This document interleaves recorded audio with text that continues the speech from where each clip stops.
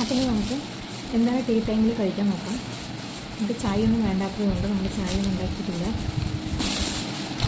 ഇത് പൈനാപ്പിൾ കേക്കാണ് കേട്ടോ. നമ്മളിപ്പോൾ ഉച്ചയ്ക്ക് കുറച്ച് കഴിച്ചിട്ടുണ്ടായിരുന്നു.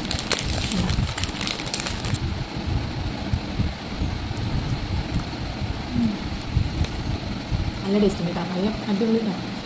സോഫ്റ്റ് അത്ര സോഫ്റ്റ് വേണം. സോഫ്റ്റ് പൈനാപ്പിൾ കേക്കാണ്. ഞങ്ങൾ ബേക്കറിയിൽ പോയപ്പോൾ ഒരു ഫ്രഷായി ഉണ്ടാക്കി കൊണ്ടുവരുന്നുണ്ട് പോണിച്ചാണ് കേട്ടോ. വെള്ളം ഇളക്കുണ്ട്. പഠിച്ച ഈന്തപ്പഴമുണ്ട്. പിന്നെ എടുത്തത് ഞങ്ങൾ വാങ്ങിക്കുന്ന നല്ല ചൂടുള്ള പപ്സായിരുന്നു.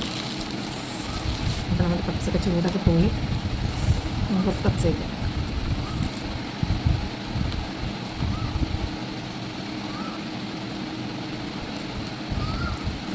അപ്പം ഇന്ന് നമുക്ക് ടീ ടൈമിൽ കഴിക്കാൻ മുട്ട പപ്സും അതുപോലെ നല്ല പൈനാപ്പിൾ കേക്കുമാണ് നമ്മുടെ ഇന്നത്തെ സ്പെഷ്യൽ. അപ്പോൾ നിങ്ങൾക്ക് എന്താണെന്ന് ചായൻ്റെ കൂടെ കഴിക്കാമെന്ന് കമൻറ്റ് ചെയ്യണം കേട്ടോ.